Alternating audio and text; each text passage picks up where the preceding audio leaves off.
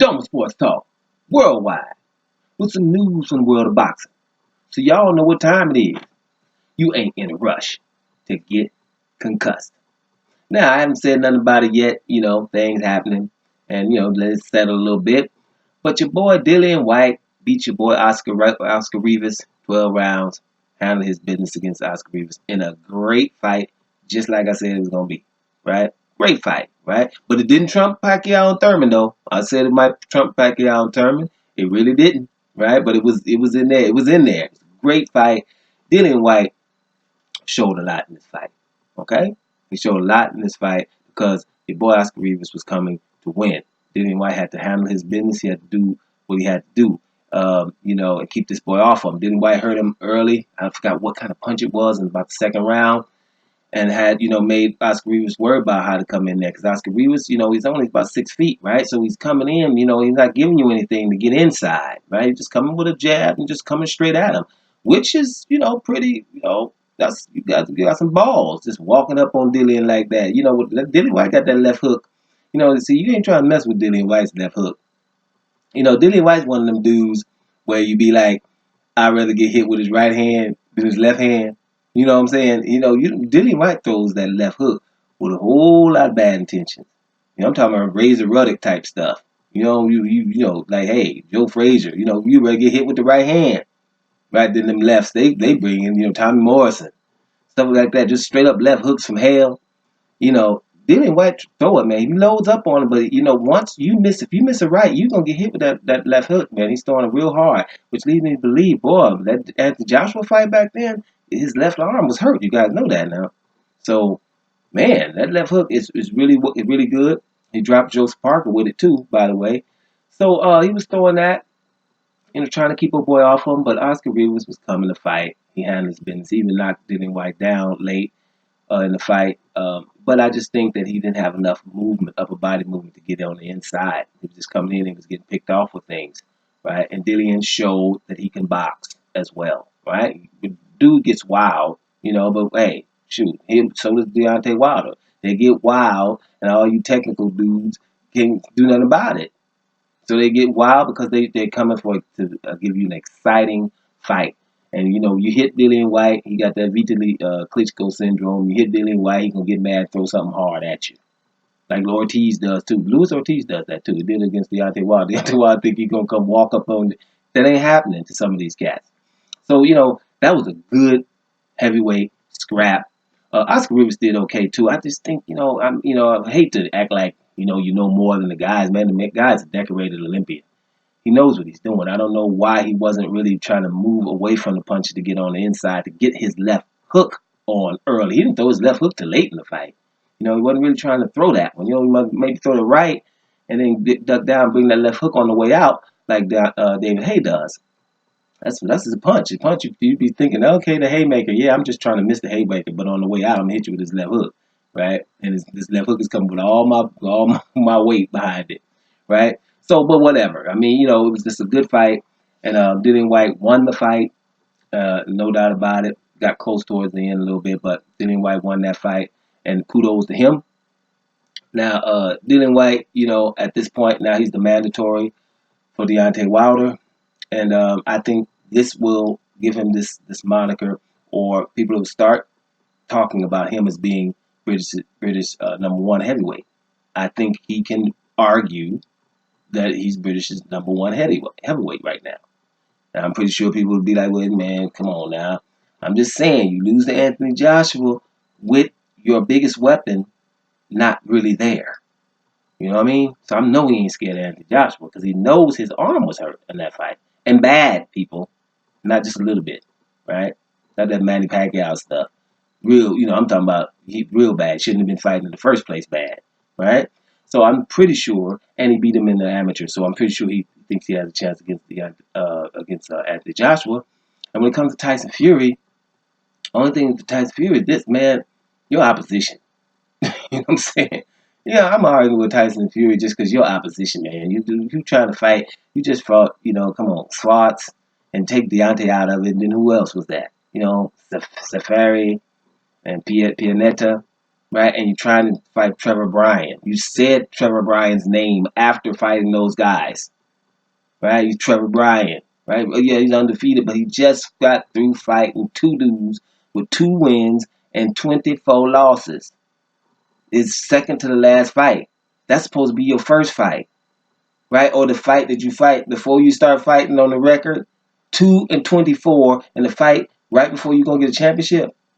And then the one before that was 2-20. So you don't mention Trevor Bryan's name ever if you're Tyson Fury, just because of that alone, right? But and especially not after no Tom Slots and no Pinetta and all that. And if he didn't beat Vladimir Klitschko, his best win would be Chisora.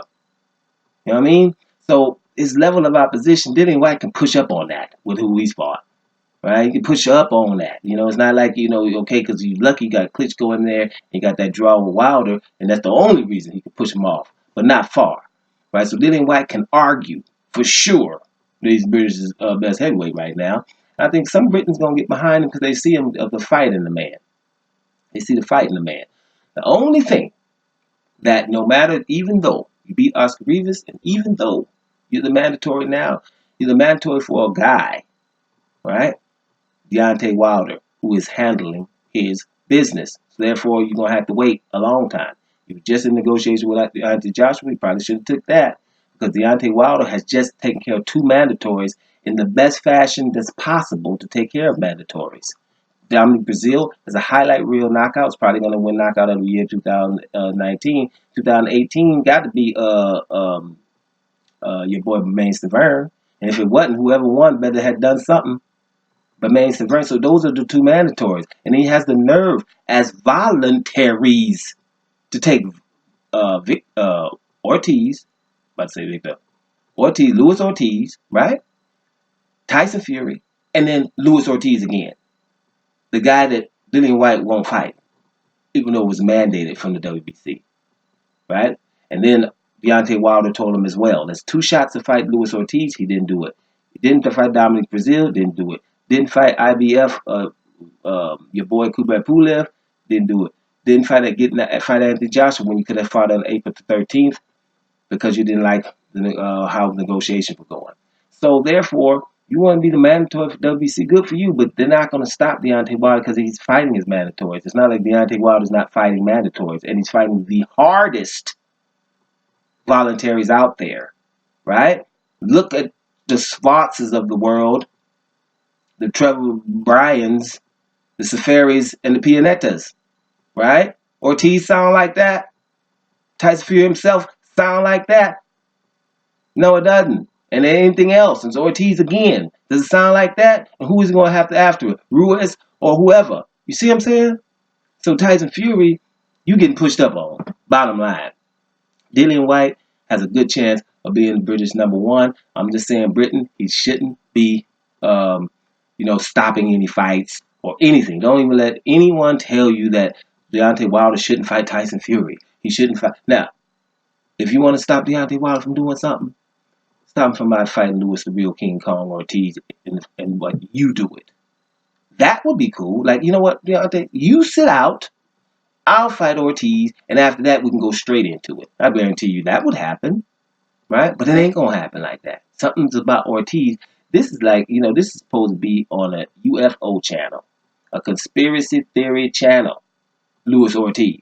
How is that possible that Deontay Wilder's fighting this guy twice before any of the rest of these guys? And y'all know the names. Man, don't have me mention about 6 of the top heavyweights. What? None of them. How does that happen? How is no one talking about it? Even Telly Atlas going in about the WBC is doing, it's a travesty what they're doing to Dillian Whyte, a couple of others. And they just won't mention the Ortiz thing, like they don't know that he was scheduled to fight him, that WBC mandated him. They all know, just like we do. Why they would know more than we do, but they won't mention it. Why won't they mention that?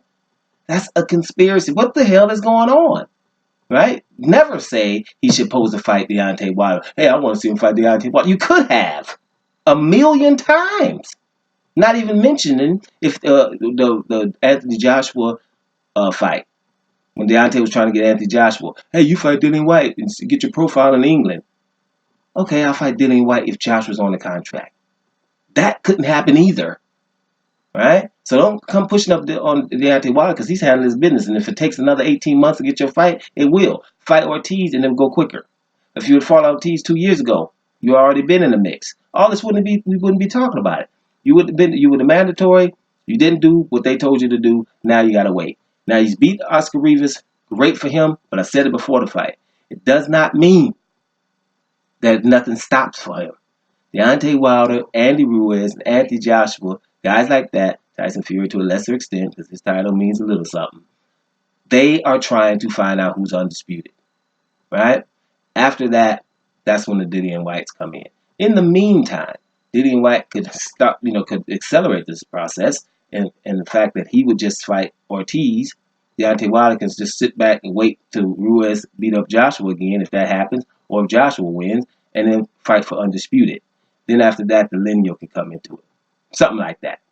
But Dillian Whyte, awesome win versus Rivas, awesome win. Way to stick in there, way to get back up off the canvas again and handle your business. It's a damn good fight. Damn good fight from Oscar Rivas. Get your upper body movement together for the future. He's good too. Seems to have a lot of heart. It's good to watch.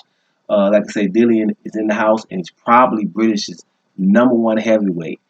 For sure, he's arguably their #1 heavyweight right now.